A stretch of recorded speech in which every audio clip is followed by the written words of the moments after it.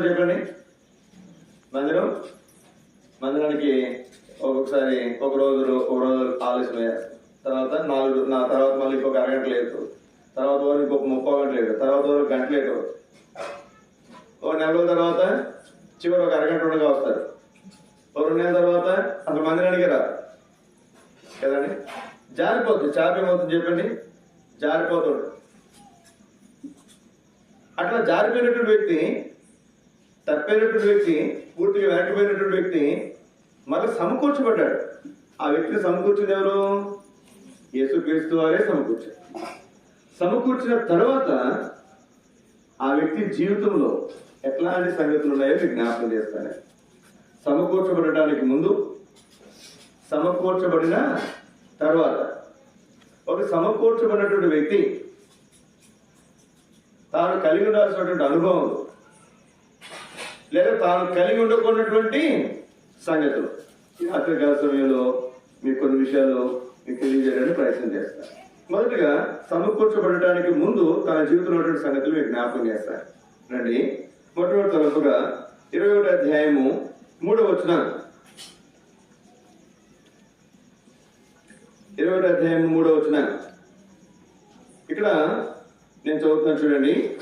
సీమోను పేతురు, నేను చేపలు పట్టబోదునని వారితో అనగా వారు, మేమును నీతో కూడా వచ్చేదనని. వారు వెళ్ళి ధోని ఎక్కిరి గాని ఆ రాత్రి ఏమీయో పట్టలేదు. ఏం చేయలేదని చెప్పండి? వారు రాత్రంతా ప్రయాసపడిన వారు ఏమీ కూడా పట్టలేదు. ఇది గత వారం ఇదే అంశాన్ని మనం ధ్యానం చేశాం. మన వారం మనం ధ్యానం చేసిన సంగతి ఏంటి? ఒక తప్పైనటువంటి వ్యక్తి విషయంలో దేవుడు ఏ విధంగా తనని సమకూర్చడానికి తాను ఏ విధంగా కార్యం చేస్తాడు అనేది గత వారం మనం చూస్తున్నాం. ఒక తప్పైనటువంటి వ్యక్తిని సరిపోతే పోయాడని వదిలేస్తాడా? వదలడు. ఏ విధంగా ఆ వ్యక్తిని సమకూర్చడానికి తాను ఎంత ప్రయాసపడగలడో అంత ప్రయాస దేవుడు పడతాడు. ఎట్లాగట్లాగా దేవుడు ఈ వ్యక్తిని, పేతుర్ని సమకూర్చాడు.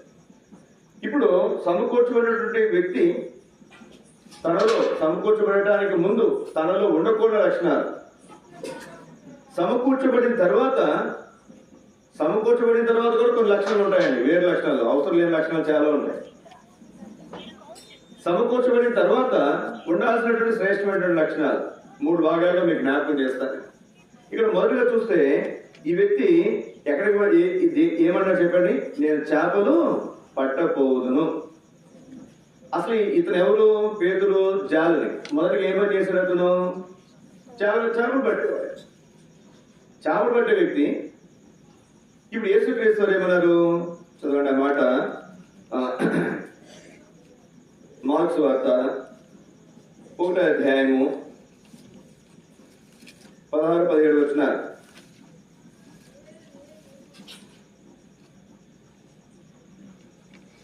చదవండి మీరు. మార్క్స్ వార్త 1వ అధ్యాయం 16-17 వచనాలు. 17 వచనం చదవండి.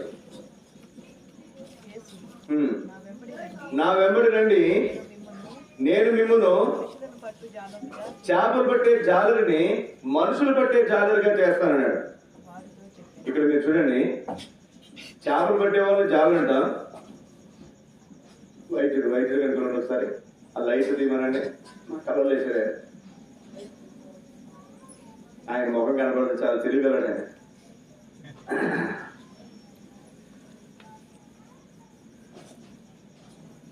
చేపలు పట్టే జాలరిని దేవుడు ఏం చేశాడు?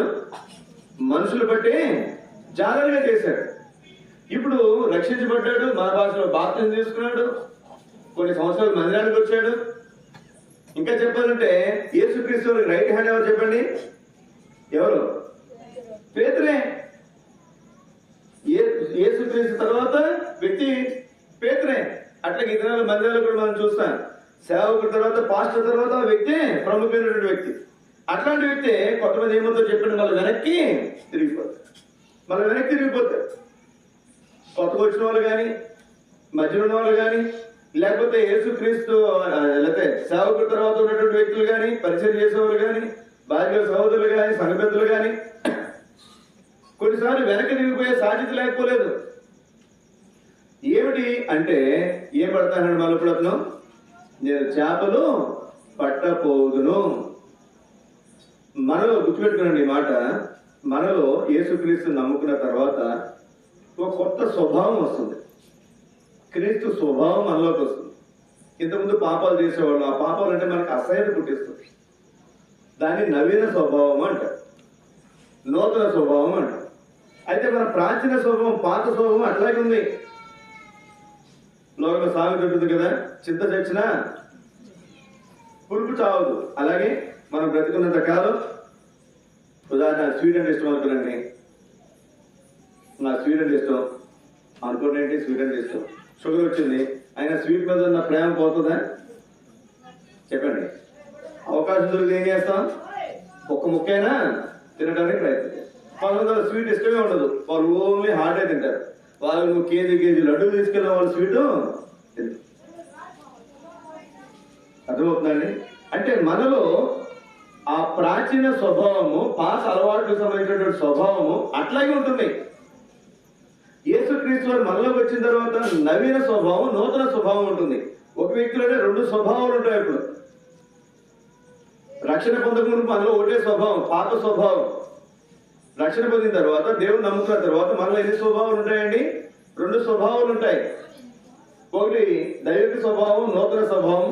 రెండోది పాత స్వభావం, ప్రాచీన స్వభావం. ఇప్పుడు పేతురులో ఇప్పుడు ఎవరు బయటకు వచ్చారు చెప్పండి? ప్రాచీన స్వభావం బయటకు వచ్చింది. ఉదాహరణకి మీకు అర్థం కావాలంటే, పిల్లలు గేమ్ ఆడతారు ఫోన్లో. మా పిల్లలే ఆడతారు అనుకున్నారు, రైట్ ఆడతారా అని చెప్పి సీరియస్ చెప్పారు. నేను అన్నంతసేపు ఏం చేస్తారు, నేను అన్నంతసేపు ఏం చేస్తారు, ఫోన్లో గేమ్ ఆడతారా? నేను అలా బయటకు వెళ్ళగానే ఏం చేస్తారు చెప్పండి. అది వాళ్ళలో ఏముంది? ప్రాచీన స్వభావం ఉంది, గేమ్ ఆడాలని ఆశ ఉంది. కానీ నేనున్నాను కాబట్టి ఏం చేస్తారు, వాళ్ళు ఆగుతారు. అలాగే మనం కూడా ప్రాచీన స్వభావం ఉంది మనలో. మనకు అవకాశం దొరికితే మీరు గుర్తుపెట్టుకోనండి. ఉదాహరణకి రక్షణ పొందే ముందు సీరియల్ బాగా చూసేవాళ్ళు అనుకోనండి, సినిమాలు బాగా చూసేవాళ్ళు అనుకోనండి, లేదా వేరే అలవాట్లు ఉన్నాయి అనుకోనండి. రక్షించబడిన తర్వాత కూడా అవకాశం దొరికితే ఏం చేస్తారమ్మా? సీరియల్ చూస్తారు, సినిమాలు చూస్తారు. కాని విషయాలు ఏదైనా అవకాశం ఉంటే మనం వాటి కోసం పరిగెత్తకపోవచ్చు, కానీ అవకాశం ఉంటే ఆ పాత సంగతుల్లోనికి తొంగి చూడటానికి ప్రయత్నము చేస్తారు. అది ప్రాచీన స్వభావం అంటే. ఇప్పుడు తప్పిపోవడానికి ముందు మనలో ఉండే సంగతులు మీకు జ్ఞాపకం చేస్తున్నాయని గుర్తుపెట్టిన. ఇక్కడ చేరువచ్చినటువంటి వాళ్ళు ఎవరైనా సరే పాత అలవాట్ల జోలికి, పాత సంగతుల జోలికి, పాత విషయాల జోలికి మన మనసు పీకుతుంది అంటే మనం దారి తొలగడానికి సిద్ధంగా ఉన్నారు, కాలు జారడానికి సిద్ధంగా ఉన్నారు. అర్థమవుతుందండి? తప్పిపోవడానికి మనం రెడీగా ఉన్నాం. ఇక్కడ పేతురు అంటున్నాడు, ఇక్కడ నేను చేపలు పట్టబోదును. ఏదైతే విడిచిపెట్టి వచ్చాడో మళ్ళీ అక్కడికి నేను పోతానంటున్నా. కొంచెం మనం ముందుకు వెళ్దాం. ఇక్కడ దేవుని వాక్యం యెషయా కింద మనం చూస్తాం 19:14 మత్తుడు తన వాంతిలో దొరికినాడు. ఎక్కడంటండి? మత్తుడు తన వాంతిలో దొరికి. నేను ఇంజనీరింగ్ చదువుకున్నటువంటి దినాల్లో అప్పుడంతా కూడా లోకం ఆకర్షణలు ఎక్కువ కనుక మేము ఇంజనీరింగ్ ఫైనల్ ఇయర్ చదువుతున్నప్పుడు గోవా వెళ్ళాం టూర్కి. హైదరాబాద్, బెంగళూరు కాదు, పోయాం గోవా పోయాం, టూర్కి పోయాం. టూర్కి పోయినప్పుడు ఈ వెళ్ళిన వాళ్ళు చాలా మందికి ఒక 8 మంది దాకా వెళ్ళాం. నాకు అప్పటి వరకు పెద్ద అలవాట్లు ఏమి లేవు. నేను అడిగిన తర్వాత కొంచెం బ్రాండీ ఎట్లా ఉంటుంది, విస్కీ ఎట్లా ఉంటుంది, రమ్ ఎట్లా ఉంటుంది, జిన్ ఎట్లా ఉంటుంది, కొంచెం ఎంత చూసుకుని కోల్డ్ డ్రింక్లు కలుపుకొని టేస్ట్ చేసేది. ఎందుకని? నాకు మందు తాగడం రాదంటే నవ్వుతారండి పక్కన ఉన్న ఫ్రెండ్స్. మందు అలవాటు చేసుకుని ఎక్కడ పోయాం చెప్పండి? ఎక్కడ పోయాం? గోవా పోయాం. సరే, మా దగ్గర ఉన్నటువంటి వాళ్ళు కొంతమంది అక్కడ గోవాలో మందు చాలా చీప్ రేట్, చాలా తక్కువ. మీరు రోడ్డు మీద మందు తాగుతీలే ఎవరేమంటున్నారు, మందు తాగుతీలే ఎవరేమంటున్నారు. ఎంతమంది అని మీరు తాగొచ్చు, ఎప్పుడైనా తాగొచ్చు, ఎక్కడైనా తాగొచ్చు. సరే, అడిగిపోతే మా ఫ్రెండ్స్ 3-4 అక్కడికి వెళ్ళిన వెంటనే ఫుల్గా తాగేసారు. ఫుల్గా తాగేస్తే హోటల్ తీసుకున్నా, హోటల్లో వాడు వాంతి వచ్చింది. వాంతి వస్తే ఆ కిటికీలో నుంచి వాడు బయటకు కక్కాడు. వాడు కక్కుతున్న పావు గంటకి ఇంకోటి వాంతి, అలాగే అక్కడ పని ఉన్నాడు. ఆ తలకి ఎక్కడ ఉంది? కిటికీ దగ్గర ఉంది. ఇంకోటి వాంతి వచ్చింది. నిజంగా జరిగింది అది. ఇంకోటి పోయి ఎవరి మీదకి ఎక్కాడు? కిటికీ అనుకున్నాడు, అడ్డం ఉన్నాడు కదా, వాడి మీదకి ఎక్కాడు. ఆ కింద ఉన్నోడికి సోయి లేదు. కింద ఉన్నోడికి ఏదో చెప్పండి, తాగిన సోయి ఉండదు, వాడు మత్తులో ఉన్నాడు. ఇక్కడ మనం చూస్తున్నాం ఏమైంది, ఇక్కడ మత్తుడు తన వాంతిలో పడినట్లు. కొన్నిసార్లు మనం చూస్తాం, వాడు అక్కడ తప్పుతాడు, వాడు అక్కడ వెళ్తాడు, వాడు తాగినాడు. మళ్ళీ ఆయన తీసుకొచ్చి మొత్తం భరింతో ఉన్నట్టు మనం ఏం చేయాలి చెప్పండి? శుభ్రంగా వాడికి స్నానం చేయించాలి. అట్లాంటి కూడా ఉంటారు మన చుట్టుపక్కల. ఇప్పుడు సోదరి దేవుని బిడ్డలైనటువంటి మనము పాత సంగతులు, పాత అలవాట్లు విడిచిపెట్టి వచ్చిన తర్వాత మళ్ళా అట్లా తిరిగామంటే మనం కూడా ఏమైనా చెప్పండి, మనము వాంతి చేసుకుని మళ్ళీ అందులోనే మనము పొలినట్లు. ప్రపంచంలో ఒకే ఒక్క జంతువు ఉందండి, కక్కిందని తినేది. ఎవరు చెప్పండి? అందుకే దేవుని మనం చూస్తాం, పేదలు అంటాడు కుక్క తన వాంతికి తిరిగినాడు. ఎవరైనా అసలు వాంతి చేసుకున్నప్పుడు అసలు చూస్తారు? అసలు మీరు నమ్మండి నమ్మకపోండి, ఎవరైనా వాంతి చేసుకుంటే వాంతి చేసుకున్నారంటే నేను అక్కడితో దేవుద్ది కదా. కొంతమందికి ఊరికనే వాళ్ళు వాంతి చేసుకుంటున్నారంటారా అనేసరికి ఇక్కడ కళ్ళు తిప్పుతా ఉంటారు. కొంతమంది చూస్తే వాంతవు కదా. దేవుని వాక్యం మనం చూస్తే కుక్క తన వాంతికి తిరిగినట్లు. సోదరి మన జీవితాల్లో కూడా తప్పిపోవడానికి ముందుగా ఉండే సంగతులు ఏంటంటే, ఏవైతే ఇంతకుముందు విడిచిపెట్టామో యేసుక్రీస్తు కొరకు, ఏ పాప అలవాట్లు, ఏ పాప సంగతి విడిచిపెట్టామో మళ్ళీ వాటి మీదకి మనం తిరుగుతున్నామంటే తప్పిపోయే సాధ్యత ఉంటుంది. రెండో మాటకు చూడండి, 21 అధ్యాయం 5వ వచనం, యోహాను సువార్త 21 అధ్యాయం 5వ వచనం. యేసు, పిల్లలారా భోజనములకు మీద ఏమైనా ఉన్నదా అని వారిని అడగగా లేదని వారు ఆయనతో చెప్పిరి. 4వ వచనం చదువుతున్నాం మేము. సూర్యోదయం అవుతుండగా యేసు ధరి నిల్చను. అయితే ఆయన యేసు అని శిష్యులు గుర్తుపట్టలేదు. ఏం చేయలేదంటండి? యేసుక్రీస్తు వారు అక్కడ నుండి మాట్లాడుతుంటే ఆయన యేసుక్రీస్తు అని వాళ్ళు గుర్తుపట్టలేదంట. కొన్నిసార్లు మీరు చూడండి, కావాలంటే పాస్టర్ గారు నడుచుకుంటూ వెళ్తారు అనుకోనండి, మామూలుగా మందిరానికి వచ్చే వాళ్ళు విశ్వాసులు ఏం చేస్తారు చెప్పండి? అన్న ప్రైజ్లో అన్నా అంటారు కదండి. వీడు వెనక్కి చూపు మొదలైన వాడు ఏం చేస్తారంటే, మొదలైన ఆయనైనా ఆవిడైనా సరే, సేవకులు వస్తున్నారన్నా లేకపోతే విశ్వాసులు వస్తున్నారన్నా వాళ్ళు తప్పుకుని పోవడానికి ప్రయత్నం చేస్తారు. ఎవరో వాళ్ళు తిరిగినట్లు, వాళ్ళు ఎక్కడ చూడనట్లు. మన పలికిస్తే అన్న ప్రైజ్లోనన్నా, అరే నేను చూడలేదన్నా అంటారు. చూసారు, అంతా బాగానే చూశారు. ఇక్కడ కూడా చూడండి, వీళ్ళు గుర్తుపట్టలేదంట. ఎవరు? యేసుక్రీస్తు అంత మంది అక్కడ కనపడుతుంటే వాళ్ళు ఆయన గుర్తుపట్టలేరా? మీరు చూడండి, లూకా సువార్తలో 24 అధ్యాయం 15-16 వచనాలు మనం చూస్తే, అయితే వారిని గుర్తుపట్టలేదు, లేకుండా వారి కన్నులు మూయబడ్డాయి. ఏం మూయబడ్డాయంట? యమాయి అనే గ్రామం నుంచి వారు యెరూషలేము నుంచి యమాయి గ్రామానికి వెళ్ళిపోతున్నారు. దేవుని మందిరం విడిచి దూరంగా పోతున్నారు. దూరంగా పోతున్నటువంటి వారికి యేసుక్రీస్తు వారి సమీపంగా వచ్చి ఆయనతో మాట్లాడుతున్నా ఆయన యేసుక్రీస్తు అని వారి కన్నులు వారు గుర్తుపట్టలేనట్లుగా వారి కన్నులు మూయబడ్డాయి. సోదరి ఈ రాత్రికాల సమయంలో తప్పిపోవడానికి సిద్ధంగా ఉన్నటువంటి వ్యక్తులు ఉన్నటువంటి లక్షణాలు మీకు జ్ఞాపకం చేస్తున్నారు. కరోనా వచ్చినప్పుడు చెప్పారుగా, దాని లక్షణాలు ఏం చెప్పండి? ముందు వాసన తెలియదు కదండి. కరోనా మర్చిపోయారు మీరు? నిజంగా అందరూ చాలా త్వరగా మర్చిపోయాం.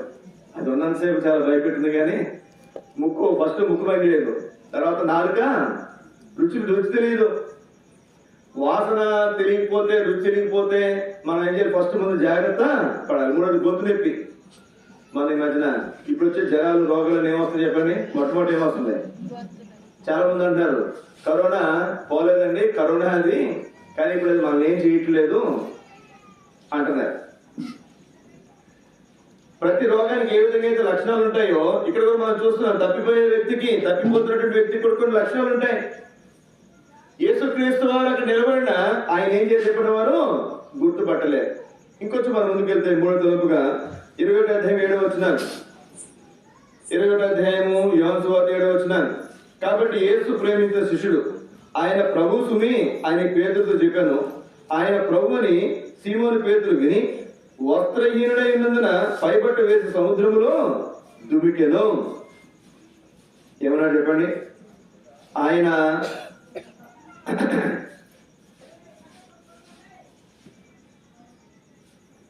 ఆ రోజున కూడా చదువుతున్నాను. లేదని ఆయన వారితో చెప్పిరి, లేదని వారు ఆయనతో చెప్పిరి. అప్పుడు ఆయన ధోని కుడి ప్రక్కన వల వేయడి మీకు దొరుకుతుందని చెప్పారు కనుక వారు అలాగూ చేయగా చేపలు విస్తారంగా పడినందున వల లాగలేకపోయేది. ఇప్పుడు వల కుడి పక్కన ఏమని చెప్పింది ఎవరు చెప్పారు చెప్పండి. అయ్యా మీకు చేపలు దొరకలేదా, కుడి పక్కన వేయండి అయ్యా మీకు చేపలు దొరుకుతాయని చెప్పింది ఎవరు? యేసుక్రీస్తు. అప్పుడు కూడా ఆయన స్వరాన్ని ఏం చేయలేదు చెప్పండి, వాళ్ళు గుర్తుపట్టలేదు. ఆయన నిలబడినా గుర్తుపట్టలేదు. కొన్నిసార్లు మనకి దూరంగా ఉన్నటువంటి వ్యక్తి గుర్తుపట్టకపోయినా ఆయన మాట్లాడినప్పుడైనా మనకి ఏమనిపిస్తుంది చెప్పండి, అరే పలానా ఆయన వచ్చాడురా అని మనం చెప్పగలం. ఆయన చూసారు గుర్తుపట్టలేదు, ఆయన స్వరాన్ని విన్నారు. ఆయన స్వరాన్ని విన్నా సరే ఏం చేశారు చెప్పండి, వారు గుర్తుపట్టలేదు. ఎవరు గుర్తుపట్టలేదు? జాతిగా ఆలోచించేయండి. ఎవరు గుర్తుపట్టలేదండి? పేతురు గుర్తుపట్టలేదు. పేతురు తప్ప అందరికీ తెలుస్తుంది ఈయన ఎవరు. వెంట యోహానాడు పేతురు ఈయన ఎవరు తెలుసా? ఏమన్నాడు చెప్పండి, ఏమన్నాడమ్మా? 7వ వచనం. కాబట్టి యేసు ప్రేమించిన శిష్యుడు ఆయన ప్రభు సుమి అని పేతురు చెప్పాడు. ఏమండి, ఆయన పేతురు ముసలాడు అయిపోయాడా? కళ్ళు ఏమైనా చూపు మందగించినాయా? అట్లేం కాదు, అంత ముసలాడేం కాదు, నడివేసి అంతే. అట్లాంటి పేతురు ఆయన గుర్తుపట్టలేకపోతున్నాడు. అట్లాంటి పేతురు ఆయన స్వరాన్ని గుర్తించలేకపోతున్నాడు. కానీ పక్కన ఉన్న వాళ్ళకి ఏమవుతుంది చెప్పండి? విన్నారా నేను చెప్పేది? ఏమండి, అక్కలు అందరూ, అంకులు, తాతయ్యలు, బిడ్డలు, పెద్దవాళ్ళు, స్త్రీలు, పురుషులు, ఇంకెవరున్నారా? వింటున్నారా నేను చెప్పిన వాడు అర్థమవుతుందా మీకు? పక్కన ఉన్న వాళ్ళందరికీ తెలుస్తుంది కానీ ఆయన యేసుక్రీస్తు అని, ఆయన యేసుక్రీస్తు స్వరమని పక్కన వాళ్ళకి అర్థమవుతుంది కానీ పేతురికి మాత్రం అర్థం కావట్లేదు. తప్పిపోయింది ఎవరు? పేతురు. తాను తప్పిపోవడమే కాక అందరినీ లాక్కుపోయాడు. కొన్నిసార్లు దేవుడు మనతో మాట్లాడుతున్నా మనం గుర్తించలేం. పక్కనకి అర్థమవుతుంది ఈయన దేవుడు, ఇది దేవుని మాట, ఇది దేవుని స్వరము అని పక్కనకి అర్థమవుతుంది కానీ తప్పినటువంటి వ్యక్తికి, తప్పిపోతున్నటువంటి వ్యక్తికి ఏం అర్థం కాదు. ఎవరి పేతురు? ఒక మాట చదవండి, తీసిన వాళ్ళు ఒక మాట చదవండి. యోహాను సువార్త 6వ అధ్యాయం 68వ వచనం చదవండి. ఎవరైనా యేసుక్రీస్తు అని విడిచి చాలా మంది వెళ్ళిపోయారు.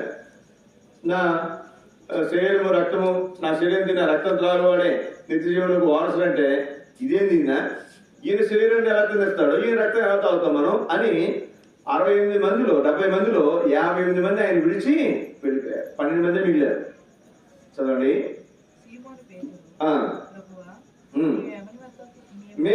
మీరు కూడా వెళ్ళిపోతారా అని అడిగితే పేతురు ఏమన్నాడు? అయ్యా మేము ఎక్కడికి పోతామయ్యా, నీవే నిత్య జీవము మాటలు గలవాడవు. ఏమండి, ఏమన్నాడు చెప్పండి? ఈ పేతురే అంతకుముందు ఏమన్నాడు? ఎక్కడికి పోతామయ్యా మేము, నువ్వు నిత్య జీవము మాటలు కలిగినటువంటి వాడవు, నీ స్వరము నిత్య జీవానికి మమ్మల్ని తీసుకుని పోతుంది అని చెప్పిన వ్యక్తే ఇప్పుడు ఏమన్నాడు చెప్పండి? ఇప్పుడు ఏ పరిస్థితులు ఉన్నాడు? అసలు ఆయన స్వరాన్ని గుర్తుపట్టలేని స్థితిలో ఉన్నాడు. ఎంత ఆశ్చర్యం వచ్చాడు, ఎంత దౌర్భాగ్యం వచ్చాడు, ఎంత దయనీయమైనటువంటి పరిస్థితి వచ్చాడు. ఇప్పుడు సోదరి, ఈ రాత్రికాల సమయంలో నువ్వు దేవుని స్వరాన్ని వినగలుగుతున్నావా? దేవుని మాట గ్రహించగలుగుతున్నావా? ఇది దేవుని స్వరము అని నువ్వు చెప్పగలుగుతున్నావా? అట్లా నువ్వు చెప్పలేకపోతే గుర్తుపెట్టుకో ఏ స్థితిలో ఉన్నావు. దేవుని మందిరానికి వెళ్ళినప్పుడు, దేవుడు దాసుల ద్వారా దేవుడు మనతో మాట్లాడినప్పుడు, దేవుడు వర్తమానాలు మనం విన్నప్పుడు, దేవుడు మనతో మాట్లాడినప్పుడు మనం సరి చేసుకున్నామా, చక్కపరుచుకున్నామా, ఇది మనకు కాదులని విడిచిపెట్టేస్తున్నామా? పేతురు అక్కడ ఎదురుగా కనపడినా యేసుక్రీస్తు స్వరం వింటున్నా ఏం చేయలేకపోతున్నాడు చెప్పండి? గుర్తించలేకపోతున్నాడు. 4వ మాట, 4వ అధ్యాయం 11వ వచనం, 10-11 వచనాలు. యేసు మీరు ఇప్పుడు పట్టిన చేపలలో కొన్నిటిని తీసుకుని రండి వారితో చెప్పగా సీమోను పేతురు దోణికి వలను దరికి లాగిను. అది 153 గొప్ప చేపలతో నిండి ఉన్నాయి. 8వ వచనం చదువుతున్నాను. దరి ఇంచుమించు 200 మూరల దూరం ఉన్నందున తక్కిన శిష్యులు చేపలు గల వలలు లాగుచు ఆ చిన్న దోణిలో వచ్చింది. ఈ 2 సందర్భాల్లో కూడా జరిగిన సందర్భం మీకు జ్ఞాపకం చేస్తున్నాను. ఈ 12 మంది ఎక్కడున్నారు చెప్పండి అమ్మా. ఈ 12 మంది ఎక్కడున్నారు? 11 మంది ఉన్నారు. అందులో ఈ 11 మంది ఎక్కడున్నారు? ధోనిలో ఉన్నారు, పడవలో ఉన్నారు, చేపలు పట్టడానికి పోయారు. విస్తారమైన చేపలు అందులో పడి వలలో దేవుడు చెప్పిన తర్వాత వలలో పడిన తర్వాత ఆ వలని ఈ 10 మంది లాక్కుంటూ వస్తుంటే ఆయన యేసు సుమి అని చెప్పంగానే పేతురు ఏం చేశారు చెప్పండి? సముద్రంలోనికి ఏం చేశారంటే దూకేశాడు. అమ్మో నేను దొరికిపోయాను ఈయనకి, వీళ్ళందరూ తీసుకొచ్చి చెడగొట్టింది ఎవరో నేనే, ఇప్పుడు నన్నే అడుగుతాడు ఆయన, కాబట్టి వీళ్ళు ముందు వెళ్ళిపోయారంటే వీళ్ళని అడుగుతాడో కడిగేస్తాడో చివరిలో నేను పోతానని చెప్పి చెడగొట్టింది ఆయనే వెనక్కిపోయి మళ్ళీ లాక్కుంటాడు. వీళ్ళందరూ ఏం చేశారు చెప్పండి? వల లాక్కుంటూ ఎక్కడికి వచ్చారు? దరికి వచ్చారు. వీళ్ళందరూ వల లాగుతున్నప్పుడు ఈయన అయ్యగారు ఏం చేస్తాడు చెప్పండి? సముద్రంలో ఏం చేస్తున్నాడమ్మా? సముద్రంలో ఉన్నాడు. అందరూ పని చేస్తుంటేనేమో ఈయన సముద్రంలో ఉన్నాడు. 11వ వచనంలో యేసుక్రీస్తు ఏమన్నారు? కొన్ని చేపలు తీసుకుని వచ్చి ఏం చేయండి అందులో ఏమంటే ఈయన ఒక్క ఆయనే పోయి వల్ల ఆగుతున్నాడు. మీకు అర్థమవుతుందండి? 8వ వచనంలోనేమో అందరూ వల్ల ఆగుతుంటేనేమో ఈయన ఒక్కడు ఏం చేస్తున్నాడు? సముద్రంలో ఉన్నాడు, దూకేసాడు. అందులో అక్కడ ఈత కొడుతున్నాడు, మరి ఏం చేస్తున్నాడు? అందరూ ఒడ్డుకు వచ్చేసిన తర్వాత చేపలు కొని తెచ్చి అక్కడ వల్ల చేపలు తీసుకొచ్చి ఆ నుప్పుల మీద వేస్తే ఈయన ఒక్కని పోయి ఏం చేస్తాడు చెప్పండి? వల లాగుతాడు. చూడండి, ఈయన అందరితో ఉండడు. కొంతమంది అట్లా ఉంటారు, రే ఆడుతూ వద్దురా బాబు, వాడు మతానికి ఎదురురా అంటారు. ఉందా? సామెత ఉందా? మీ ఊళ్ళు అంటారుగా, అందరూ ఇటు పోతాయి, అటు ఇటు పోవాలని ఇటు పోతారంటారు. మనం ఏం చేయలేము. పేతురు చూడండి, అసలు ఎట్లాంటి పేతురు? అందరూ వల్ల అవుతుంది, ఈయన ఒకే దూకడం ఏంటి? సరే దూకాడు, సరే సిగ్గు వేసిందో లేకపోతే భయం వేసిందో, ఆయన ఏమైనా అంటాడు, కోపం భయపడ్డాడో ఏదో అనుకుందా. అందరూ వచ్చి కూర్చున్నప్పుడు యేసుక్రీస్తు వారి దగ్గర కూర్చోవాలిగా, కూర్చున్నాడా? అందరూ అక్కడ కూర్చుంటే ఈయన మళ్ళీ ఎక్కడ పోతారు చెప్పండి? ఇట్లాంటి వ్యక్తి బైబిల్ ఇంకో వ్యక్తి ఉంది, ఎవరండి? మాట్లాడడం మరీ మాత్రం మనకు బాగా పరిచయం. యేసుక్రీస్తు వారు వచ్చి వారి ఇంట్లో కూర్చుంటే మరి ఏం చేస్తుంది చెప్పండి? మరియా ఏం చేస్తుంది? యేసుక్రీస్తు వారి పాదముల దగ్గర కూర్చుని దేవుని మాటలు వింటారు. మార్త ఏం చేస్తుంది? చెప్పండి. సరే అది మంచిది, ఆ తర్వాత మాట్లాడదాం. మామూలుగా ఆ వచ్చిన ఆయనకి భోజనము ఇవన్నీ సిద్ధపరుస్తుంది. మామూలుగా ఆలోచన చేస్తే ఎవరు కరెక్ట్ అండి? మేము వచ్చి అక్కడ మీటింగ్ పెట్టాం, మాకేదో టీనో లేకపోతే టిఫినో లేకపోతే భోజనం ఏదో సిద్ధపరుస్తారు కదా సహజంగా. ఇప్పుడే సిద్ధపరచాలి వద్దా? టీ అయినా పెట్టాలి, టిఫిన్ అయినా పెట్టాలి, అయితే భోజనం అయినా ఏదో ఒకటి వాళ్ళు ఓపిక బట్టి ఎవరికి సిద్ధపరుస్తారు.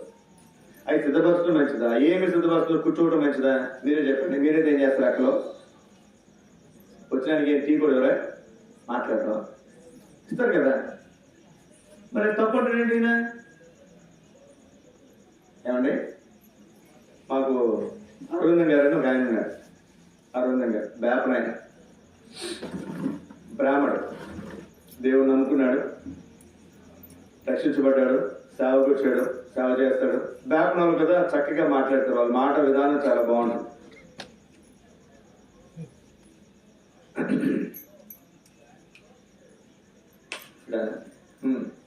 ఆయన ఇట్లాగే మీటింగ్కి ఆయన అప్పుడు ఒంగోలు ఉందనుకోండి, ఒంగోలు జిల్లా హెడ్ క్వార్టర్ కాబట్టి ఆ చుట్టుపక్కల ఉన్నటువంటి సంఘాలకి ఆ పెద్ద సేవకులు వస్తారు సహజంగా. అట్లా ఆయన ఒక పెద్ద జిల్లా హెడ్ క్వార్టర్ పెద్ద మందిరంలో ఉన్నాడు. ఆ జిల్లాలో ఎక్కడెక్కడ మందిరాలు ఉన్నాయో వాటికి ఆయన ఆయా సమయంలో వెళ్ళి మీటింగ్ పెడుతుంటారు. మేము సింగరాగండి ఇక్కడికి వచ్చాం కదండి, అక్కడ మందిరం ఉంది, ఇక్కడ లేదు కాబట్టి ఇక్కడ దేవుని మాటలు చెప్తున్నాం. మాకంటే పెద్ద పాస్టులు ఉంటారు, పెద్ద సేవకులు ఉంటారు చెప్తారు. ఇది మండలం అయితే పైన ఇంకా పెద్దవాళ్ళు ఉంటారు. అట్లాంటి ఆయన ఇక్కడికి వచ్చారు అనుకోండి, సింగరాయకుండా ఇక్కడ సాయం కూడా వచ్చారు అనుకోండి. సరే ఎక్కువ మందిని మనం పిలుచుకుంటారు, వాళ్ళందరికీ భోజనం ఏర్పాటు చేయగలుగుతారు. ఆయన వచ్చేసరికి చక్కగా పెద్ద పాస్టర్ వచ్చారు కదా అని చెప్పి ఆయన కోసం చక్కగా వంటలన్నీ సిద్ధపరుస్తున్నారు. ఆయన కోసం వచ్చిన వాళ్ళందరికీ భోజనం ఏర్పాటు చేయాలిగా, అన్ని సిద్ధపరుస్తాయి. రావడం చూశారంట, ఇది ఇక్కడ కూర్చున్నాడు. కూర్చుంటే ఇదంతా ఖాళీ కనపడుతుంది. ఇదే వీళ్ళందరూ అంటే వంటలు చేస్తానని ఇంకొక 10 నిమిషాలు అయిపోతారు. ఈయన వెళ్ళి ఏం చేశాడు తెలుసా? ఏం చేస్తాడు చెప్పండి. అమ్మ చక్కగా ఉండండి, రుచికరంగా ఉండండి, నాకు కొంచెం మరిగితే బాగుంటుంది అన్నాడా? లేదా కూర కొంచెం బాగా చక్కగా చేయండి అన్నాడా? ఏమి లేదు. అక్కడ బగ్గి నీళ్ళు తీసుకెళ్ళి ఆ పొయ్యిలో పడేసాడు. పొయ్యి అనిపిస్తుంది. పొయ్యి అనిపిస్తే ఒకటే మాట అన్నాడు, మీ భోజనాలు తినడానికి రాలేదు, మేము మీ వాక్యం చెప్పడానికి వచ్చి. ముందు మీరు ఏం చేయండి, వచ్చి వాక్యం వినండి. వాక్యం అయిపోయిన తర్వాత కావాలంటే గంటలు కూర్చుంటాం. ఇక్కడ మీరేమో వండి పెడతారంటే వండి పెట్టండి, తింటాను, ఇబ్బంది లేదు. కానీ ఏం చేయాలి? మీరు వచ్చి ఏం చేయాలి చెప్పండి? ఏం చేయాలి చెప్పండి? సహజంగా ఎవరింట్లో మీటింగ్ పెట్టుకున్నా, ఇప్పుడంటే పర్లేదు అనుకున్నాండి, ఇప్పుడు మామూలుగా రెగ్యులర్గా మనం పెట్టుకునే మీటింగ్లో కానీ మీరు జాగ్రత్తగా ఆలోచించేయండి. పుట్టినరోజు మీటింగ్లు అయినా లేదా ఇంకేదైనా పెళ్లి మీటింగ్ ఇంకోటి అయినా వాక్యం వినేదేమో అందరూ, ఆ ఇంటి వాళ్ళు మాత్రం ఏం చేస్తారు చెప్పండి? ఆ పనులు ఈ పనుల్లో తిరుగుతానే ఉంటారు.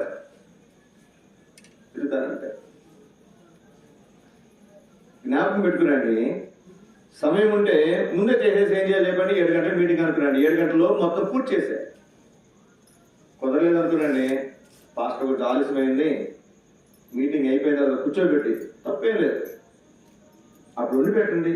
వండాలనుకుంటే తప్పే ఉంది. దేనికోసం మనం మీటింగ్ పెట్టుకుంది చెప్పండి? చెప్పండి. దేవుని వాక్యాన్ని మనము అందించడానికి ఇది ముఖ్యం. మీ ఇంటిని ఆధారం చేసుకుని మీరు ఎవరైనా సరే, మీరు ఏ చర్చికి వెళ్ళండి, ఎవరైనా పాస్టర్ గారు మీరు పిలిపించుకునండి, అప్పుడు మీరు మనసంతా కూడా దేవుని పెట్టుకోవాలి. ఈ వాక్యం ఎవరికి, ఎవరింట్లో అయితే మేము మీటింగ్ పెడతాం వాళ్ళకి ముఖ్యం. అవునా కాదండి? మాట్లాడుతున్నాం. ఎవరింట్లో మీటింగ్ పెడతాం వాళ్ళు వినాలి ఫస్ట్, తర్వాత వాళ్ళ బంధువులు మిగిలినందరూ కూడా వాళ్ళు ఆహ్వానించుకోవాలి. కానీ రాత్రికాల సమయంలో మనం చూస్తే పేతురు జీవితంలో మరి తాను ఎట్లా ఉన్నాడంటే, అందరేమో పనిచేస్తున్నప్పుడు తానేమో నిద్రపోతున్నాడు, అందరూ దేవ యేసుక్రీస్తు మాట వింటుంటే అతను పోయి ఏం చేస్తాడు చెప్పండి? పని చేస్తాడు. అందుకే ఆ పని చేస్తున్నప్పుడు యేసుక్రీస్తు అక్కడ పెట్టుకుని ఈవిడ పనుల్లో నిమగ్నం అయిపోయింది. ఎవరు? మార్త అన్నాడు. వెంటనే అమ్మ నువ్వు విస్తారమైన పనులు పెట్టు. అయితే మరి ఉత్తమమైనది ఏం చేసిందంట? ఉత్తమమైనది ఏర్పరచుకుంది. ఏంటి ఉత్తమమైనది? యేసుక్రీస్తు పాదముల దగ్గర ఉండి దేవుని మాటలు వినటం, అది ఉత్తమమైనది. 5వ తలుపు వినండి, 21వ అధ్యాయం 15వ వచనం. 21వ అధ్యాయం 15వ వచనం నేను చదువుతాను. వారు భోజనం చేసిన తర్వాత యేసు సీమోను పేతురును చూసి, యోహాను కుమారుడైన సీమోను, వీరికంటే నీవు నన్ను ఎక్కువగా ప్రేమించున్నావా అని అడుగుగా అతడు, అవును ప్రభువా, నేను ప్రేమించున్నాను, నీవే ఎరుగుదు అని ఆయనతో చెప్పాను. యేసు, నా గొర్రె పిల్లలను మేపమని అతనితో చెప్పాను. మరలా ఆయన, యోహాను కుమారుడైన సీమోను, నన్ను ప్రేమించున్నావని 2వసారి అడుగుగా అతడు, అవును ప్రభువా, నేను నిన్ను ప్రేమించున్నానని నీవే ఎరుగుదు అని ఆయనతో చెప్పాను. యేసు, నా గొర్రెలను కాయమని చెప్పారు. 17 3వసారి ఆయన, యోహాను కుమారుడైన సీమోను, నన్ను ప్రేమించున్నావని అతన్ని అడిగాను. నన్ను ప్రేమించున్నావని 3వసారి తను అడిగినందుకు పేతురు వ్యసనపడి, ప్రభువా, నీవు సమస్యలు ఎరిగిన వాడు, నేను ప్రేమించున్నానని నీవే ఎరుగుదు అని ఆయనతో చెప్పాను. యేసు, నా గొర్రెలను మేపము. ఏం చేయాలంట? 3 పరిచయాలు చెప్తారండి. నీవు నన్ను ప్రేమించుచున్నావా? ఏం చేయాలి మనం? దేవుని ప్రేమిస్తేనే దేవుని సేవా పరిచయం మనం చేయగలం. పిల్లల మీద ప్రేమ ఉందనుకోండి, వాళ్ళకి ఏదైనా మనం ప్రేమగా చేయడానికి ప్రయత్నం చేస్తాం. వాళ్ళ మీద ప్రేమ లేదనుకున్నాండి, ఏమైనా చేస్తామా? ఏం చేయాలి? పట్టించు.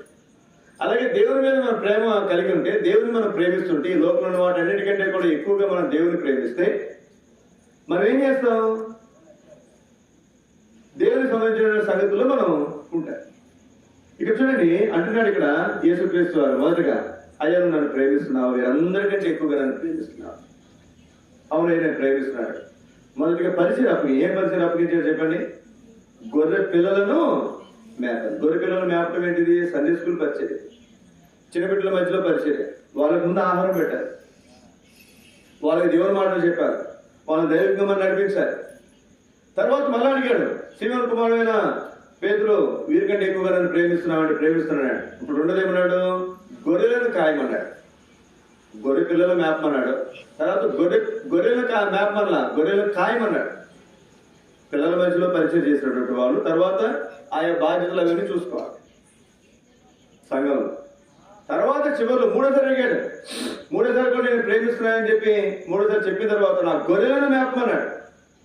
ఈ రోజుల్లో దేవుడి మందిరానికి వచ్చే వాళ్ళు ఎట్లా ఉన్నారంటే మీరు గమనించండి. కావాలంటే వాళ్ళు కొంత పాటలు పాడటం వస్తే నాకు మైక్ ఇమ్మంటారు, మైక్ ఇవ్వకపోతే అదొకంట కదండి. పాట పాడటానికి మైక్ ఇవ్వలేదు అనుకో, వాళ్ళకి పాడటం వచ్చే రాకపోయినా వాళ్ళు అడిగితే మనం మైక్ ఇవ్వాలి. ఒక్కసారి టైంలోకి ఇవ్వలేదు అనుకోండి, ఆ రోజు మూడో ప్రపంచ యుద్ధమే. కొంచెం ఏదైనా మాటలు 4 మాటలు చెప్పడం వస్తే ఏం చేయాలి? వాక్యం చెప్పడానికి అవకాశం. వాక్యం చెప్పలేకపోతే పాస్టర్ గారు ఎంత బాగా చెప్పినా ఏం చెప్పాడు పాస్టర్? ఒకవేళ ఆయన కొన్నిసార్లు తలాంతులు ఉండవు, అందరికీ వాక్యం చెప్పే తలాంతులు ఉండకపోవచ్చు. ఇక్కడ మనం గమనించాల్సినటువంటి ప్రాముఖ్యమైనటువంటి సంగతి, కొత్తగా వచ్చినటువంటి వ్యక్తి కూడా ఏం కోరుకుని చెప్పండి. ఒక రోజు నాకు ఆయన కొత్తగా వస్తున్నాడు మందిరానికి, కొంచెం పెద్ద ఆయన వస్తుంటే ఒక పెద్ద సంఘమే మామూలుగా ఇప్పుడు మన సహవాసాలు మనం చూస్తాం. ఇప్పుడు మీకంటే ఒక వర్తమానం ఉంటుంది, మాకు 2 వర్తమానాలు ఉంటాయి. ముందు ఒక వర్తమానం ఉంటుంది, తర్వాత చివరిలో ఇంకొక వర్తమానం ఉంటుంది. 2 వర్తమానాలు ఉంటాయి. సహజంగా మనందరం విఐపీస్ కదా, సీనియర్ అంతగా విఐపీస్ కదా. విఐపీస్ అంటే ఎవరు చెప్పండి? చెప్పరు. విఐపీస్ అంటే ఎవరు? అందరూ వచ్చిన తర్వాత వచ్చేవాళ్ళు విఐపీస్ కదా. సంఘానికి కూడా ఎవరో చెప్పండి? పాస్టర్ గారు రావాలి, పాస్టర్ గారు రావాలి, లేకపోతే పరిచారకులు రావాలి, వాళ్ళు రావాలి, వీళ్ళు రావాలి, ఖాళీ అందరూ వచ్చేస్తారు. చివరిలో విఐపీస్ వస్తారు కదండి. అంతే ఇప్పుడు మధ్యలోనో 1 గంట అయిన తర్వాత, 1 అరగంట అయిన తర్వాత, చివరి అరగంటలోనో అప్పుడు వస్తారు విఐపీస్. అందుకే సహజంగా వాక్యం చెప్పేటప్పుడు మాకు ఎట్లా ఉంటుందంటే, మొదట్లో తక్కువ మంది వస్తారు కాబట్టి వాక్యం చెప్పాలనుకున్న కోరుకున్న వాళ్ళు ఏమడుగుతారు తెలుసా మీకు? పాస్టర్ గారు నేను 2వ వాక్యం చెప్తాను. ఏ వాక్యం చెప్తాను? ఎందుకని మొదటి వాక్యం చెప్పేది ఎక్కువ మంది ఉండరుగా. అట్లాగే ఒక ఆయన వచ్చి అడిగాడంట పాస్టర్ గారిని, పాస్టర్ గారు నాకు చివరి వర్తమానం. ఏ వర్తమానం ఇవ్వాలంట? ఎందుకే ఆరాధన వర్తమానం చెప్పు ముందంట. అదే ఎప్పుడు చెప్పలేని వాక్యం. ఈ 2 సంవత్సరాలు 3 సంవత్సరాలు అయిందంట. అయిన తర్వాత ఏం పాస్టర్ ఇన్ని సంవత్సరాలు బట్టి మందిరానికి వస్తుంది, నాకు ఒకసారి కూడా పైకి ఎక్కించవే? కాదు, నాకు చివరి వాక్యం కావాలి. ఎందుకని? ఆరాధన వర్తమానం ఎంత ఉందంటే కొద్దిమంది ఉంటారు. ఏం కావాలి? నాకు చివరి వర్తమానం కావాలి. సంఘానికి వచ్చే వాళ్ళు సహజంగా ఎట్లుంటారంటే ఒకేసారి వాళ్ళకి ఏం కావాలి చెప్పండి? వాళ్ళు 2 మందిరానికి వస్తే ఒకేసారి వాళ్ళు వాక్యం ఇచ్చేయాలి, లేకపోతే వాళ్ళు పరిచయం ఇచ్చేయాలి. ఇది సాధ్యమేనా? ఎక్కడి నుంచి రావాలి? ఇప్పుడు మీరే ఉన్నారండి, అందరూ మేస్త్రులు చాలా మంది ఇక్కడ. సీనియర్ బాగా తెలుసు. మేస్త్రి వచ్చిన 2 రోజులు పై మనిషిగా చేశారు, 2 రోజులు మేస్త్రిగా కొద్దిగా అందించారు అనుకోనండి. 3వ రోజున 5వ రోజున మేస్త్రి అయిపోతాడే చెప్పండి. 2-3 సంవత్సరాలు జరిగితే పై మనిషిగా, తర్వాత మేస్త్రిగా, కింద అసిస్టెంట్గా అట్లా చేసుకుంటూ వెళ్తే ఏదైనా చేయగలరు. ఇక్కడ చూడండి, ఇక్కడ మన దేవుని వాక్యంలో మనం చూస్తే మొదటగా సంఘంలో గుర్తుపెట్టుకునండి. ముందు ఎక్కడి నుంచి రావాలి? మనం కింద నుంచి రావాలి. చిన్న బిడ్డల మధ్యలో పరిచయం చేయాలి, యవనస్తుల మధ్యలో పరిచయం చేయాలి, తర్వాత పెద్దవాళ్ళ మధ్యలో పరిచయం చేయాలి. పరిచయం చేయడానికి ముందు పనులు చేయాలండి. చాలా మంది పనులు చేయరు. ఏం చేయరమ్మా? పనులు చేయరు. కానీ ఏం కావాలి వాళ్ళకి? పరిచయం కావాలి. నువ్వు పని చేయకుండా మందిరంలో పనులు చేసే అలవాటు నీకు లేకపోతే పరిచయం చేయడానికి నీకు అర్హత లేదు. గుర్తుపెట్టుకోండి మాట. అది నేనైనా నువ్వైనా సరే. నేను మందిరంలో చేసిన మొట్టమొదటి పని అని తెలుసు మీకు. ఒకసారి నేను హెబ్రోన్లో ఉన్నప్పుడు నేను మందిరానికి వెళ్ళా. కొంత ఖాళీ ఉంది నాకు. వెళ్ళి అక్కడ ఉన్నటువంటి సేవకులు అడిగాను. అక్కడ ఉన్నటువంటి సేవకులు, తరగతిలో ఉన్నటువంటి సేవకులు ఉంటే వాళ్ళతోటి అన్న నేను ఖాళీకి ఏదైనా పని చెప్పండి అంటే వాళ్ళు మాట అడిగారు, నీకు ఎక్కువ ఆశీర్వాదాలు వచ్చే పని కావాలా, తక్కువ ఆశీర్వాదాలు వచ్చే పని కావాలా అన్నారు. మీరైతే ఏమంటారు చెప్పండి? ఎక్కువ ఆశీర్వాదాలు వచ్చే పని కావాలా, తక్కువ ఆశీర్వాదాలు వచ్చే పని కావాలని అడిగారు. మీరైతే ఏమంటారమ్మా? ఏమంటారు చెప్పండి? ఏదో కొంచెం నాకు కొద్దిగా గొప్ప ఆశీర్వాదం వస్తే చాలా అంటారా? ఎక్కువ ఆశీర్వాదం ఎవరికైనా ఏం కావాలి చెప్పండి? ఎక్కువ ఆశీర్వాదాలు కావాలి. వాళ్ళు ఏమన్నారంటే ఎక్కువ ఆశీర్వాదాలు కావాలంటే ఈ పక్కకి వెళ్ళు, 2 తలుపు అదొక పెద్ద గదులు ఉన్నాయి, ఇక్కడ కూడా చాలా పెద్ద గదులు ఉన్నాయి. బయట నుంచి లోపల ఏం జరుగుతుందో కనపడట్లా, మొత్తం ఇలా గోడ ఉంది. లోపల ఏం పని జరుగుతుంది మనకి తెలియదు. నువ్వు తక్కువ ఆశీర్వాదం కావాలంటే ఈ పక్క వెళ్ళు, ఇక్కడికి వెళ్ళు, అక్కడ పని జరుగుతుంది. ఎక్కువ ఆశీర్వాదం కావాలంటే ఆ పక్క వెళ్ళాలి. ఇప్పుడు ఎక్కడ వెళ్ళాలి చెప్పండి? ఎక్కువ ఆశీర్వాదాలు కదా. ఆ గేట్ తీసుకుని లోపల పోతే ఏమైనా లోపల బాత్రూమ్లు అన్నీ ఉన్నాయి. నేను మందిరంలో చేసిన మొట్టమొదటి పని, నేను నమ్మండి, ఈ రోజు కూడా నేను బాత్రూమ్ కడగను. మా ఇంట్లో బాత్రూమ్ నేను కడగను. కానీ మందిరంలో మాత్రం బాత్రూమ్ దగ్గర నుంచి చక్కగా శుభ్రం చేస్తారు. చాలా చక్కగా శుభ్రం చేస్తారు. ఎంత చక్కగా అంటే మీరు అక్కడికి వెళ్ళారంటే ఆ బాత్రూము అసలు మీరు కూడా అనిపిస్తుంది ఇంత శుభ్రంగా మనం కూడా చేయలేమేమో అన్నట్టుగా శుభ్రం చేస్తారు.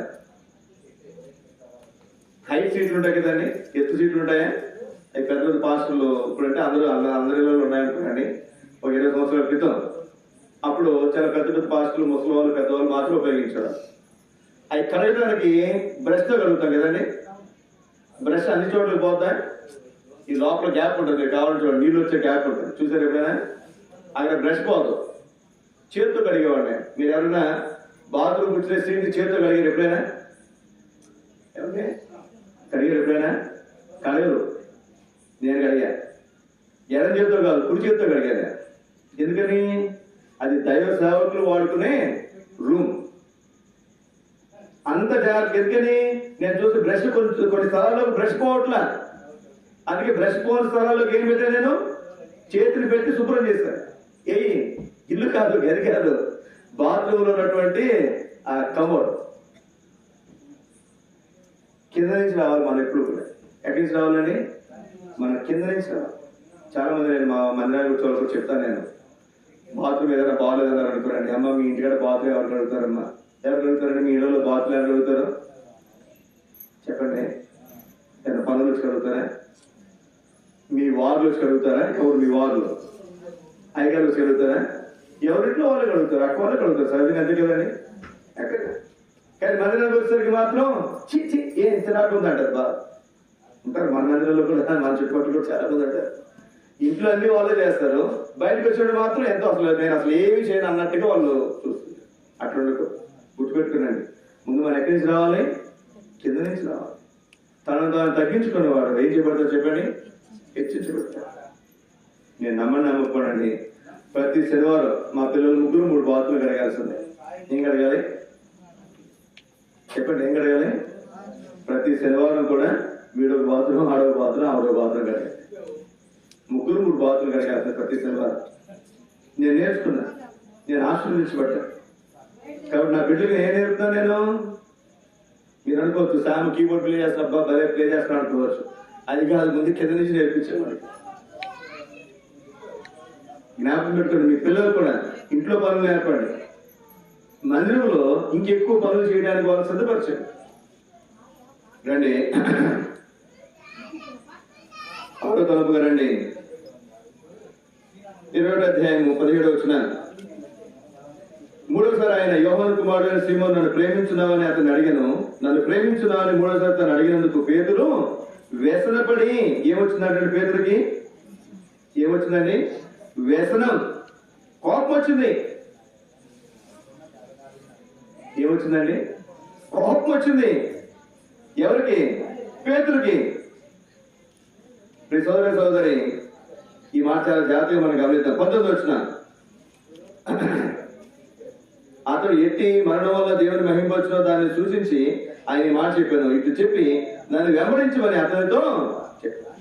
ఇప్పుడు నేను అన్నాను, నేను వస్తా అవుతున్నా. మా మందిరానికి కూడా చాలా మంది వస్తారు. వచ్చినటువంటి వాళ్ళు నేను ఏదైనా ఈ పని చేయనన్నా, నాకు ఈ పని చేయనన్నా అనుకున్నాను. బా ఏదన్నా అన్నారు అనుకోనండి, మళ్ళీ వాళ్ళు పని చెప్తానా? చెప్పగలనా? ఇక్కడ మనం చూస్తే యేసుక్రీస్తు అయ్యా నన్ను ప్రేమిస్తున్నావంటే ఏందయ్యా అన్నిసార్లు అడుగుతా? తెలీదా నేను నీకు ప్రేమిస్తున్నాను లేదు, నీకు తెలీదా అన్నాడు. ఎవరు? పేతురు. అట్లాంటి పేతురు అంతకుముందు ఒక పరిచయం అప్పగించారు, సండే స్కూల్ పరిచయం. అంతకు తర్వాత ఇంకో పరిచయం అప్పగించారు, బాధ్యత చదువుతుండేగా. ఈ 2 సరిపోక 3వ అడిగితే వ్యసన పడితే ఇప్పుడు ఏమన్నాడు చెప్పండి? నా గొర్రెలను మేపుము. ఏమన్నా చెప్పండి? నా గొర్రెలను మేపుము అని చెప్పడమే కాదు, ఇంకేమంటాడండి? ఇంకేమంటున్నాడు? నన్ను వెంబడించు. ఎవరితో చెప్తాడు ఈ మాట? పేతురుతో వ్యసనపడినటువంటి, మాట విన్నటువంటి, ఇంకా మనం చెప్పాలంటే ఎదురు తిరిగినటువంటి, ఎదురు మాట్లాడినటువంటి, సరిగా సమాధానం చెప్పినటువంటి పేతురు ఏమన్నా చెప్పండి, నన్ను వెంబడించు. నేను చదువుతున్న మార్క్స్ 1:17 వచ్చిన, నేను నిన్ను మనుషులు బట్టి జాగ్రత్తగా చేస్తానని చెప్పి నన్ను వెంబడించుని ఏమని చెప్పాడు చెప్పండి, నన్ను మొదట్లో చెప్పిన మాట మళ్ళీ ఇప్పుడు కూడా మళ్ళీ ఏమన్నా చెప్పండి, నన్ను వెంబడించుడు. ఏం చేయాలంటే మనం ఎవరిని వెంబడించాలండి? ఎవరిని వెంబడించాలి?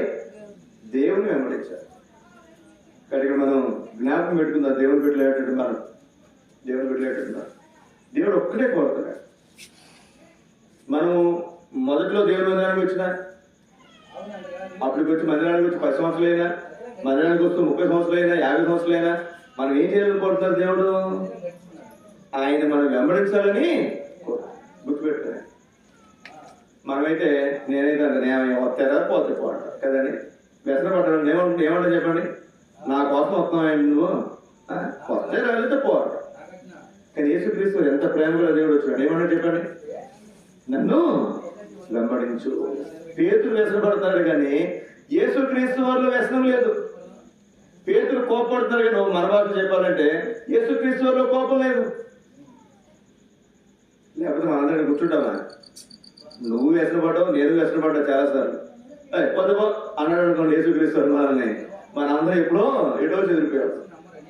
దేవుడు ప్రేమ చూడాలి, దేవుడు ప్రేమ చూడాలి.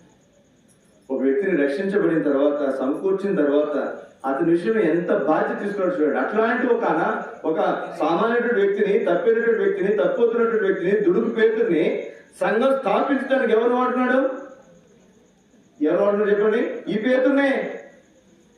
మనం అనుకుంటా వీడు వేస్తూ వాడు వేస్తూ కదండి, వీడు వేస్తున్నా, ఆడు వేస్తున్నా, ఆడు వేస్తున్నా, ఆడు వేస్తున్నా.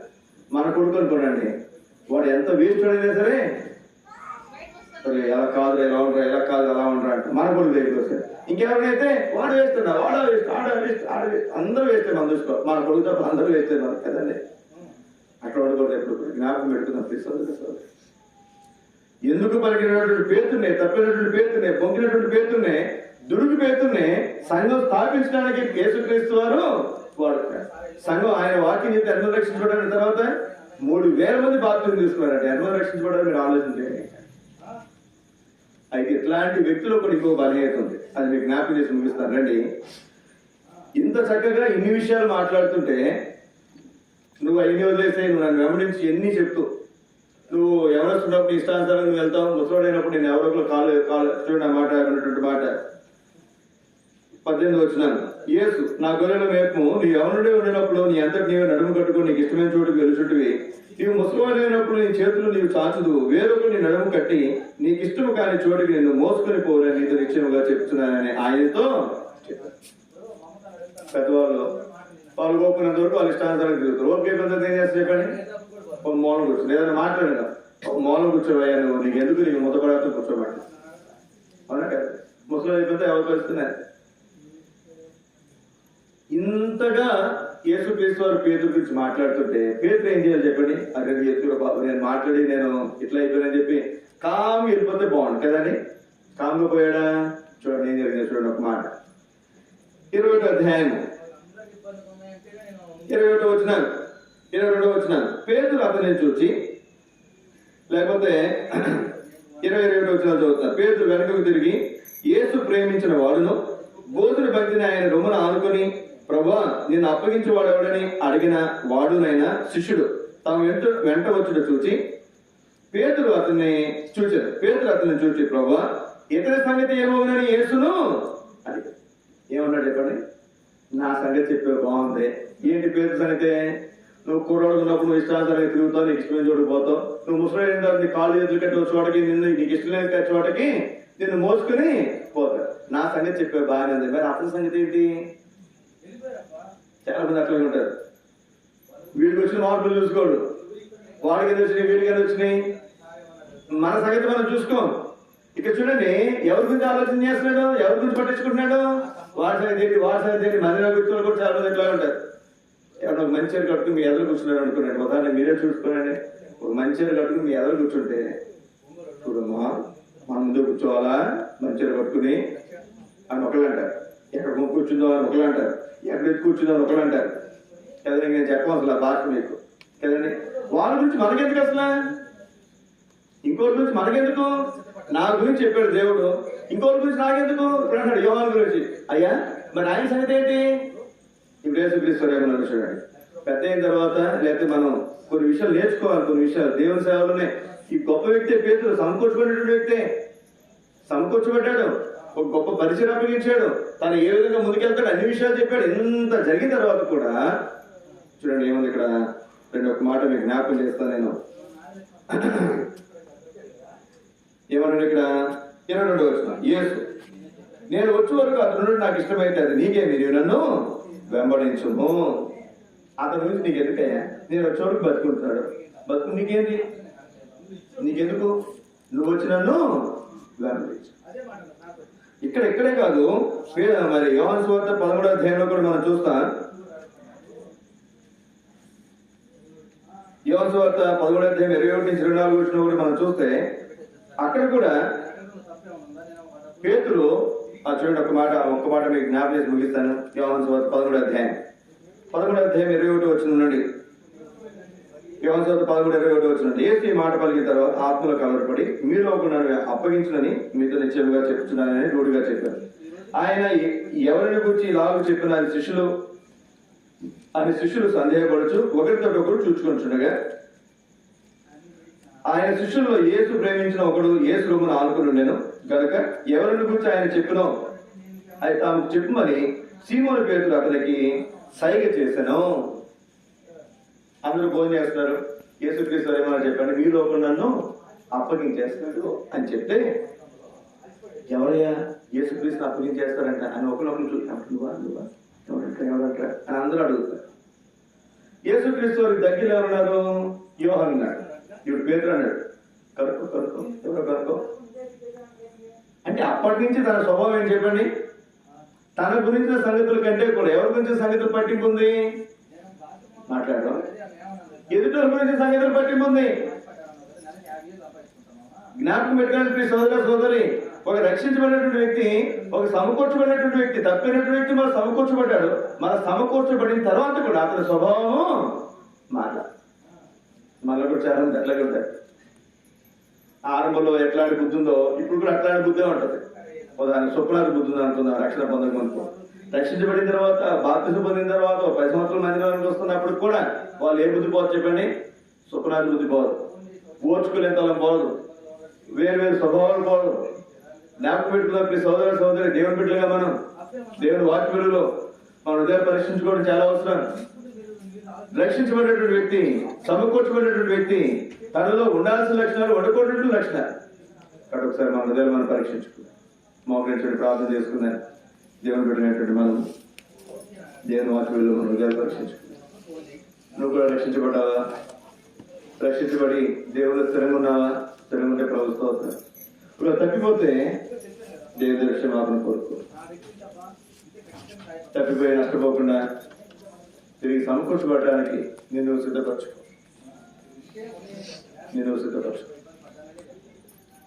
ఒకవేళ తప్పయో సమకూర్చేది దేవుడు. సమకూర్చబడిన తర్వాత కూడా నీ ప్రవర్తన ఎట్లా, నీ జీవితం ఎట్లా? సంపూర్ణంగా సమకూర్చబడ్డావా? పాత స్వభావం పోయిందా? ప్రాచీన స్వభావం పోయిందా? పాత అలవాట్లు పోయినాయా? పాత సంగతులు పోయినాయా? పాత సంగతుల వైపు మళ్ళీ మనసు తిరుగుతుందా? పాత అలవాట్లు, పాత విషయాల్లో మళ్ళీ మనసు పోతుందా? తప్పుకోవడానికి సిద్ధంగా ఉన్నాను. జ్ఞాపకం పెట్టుకో. జారిపోతావేమో, పడిపోతావేమో, తప్పిపోతావేమో.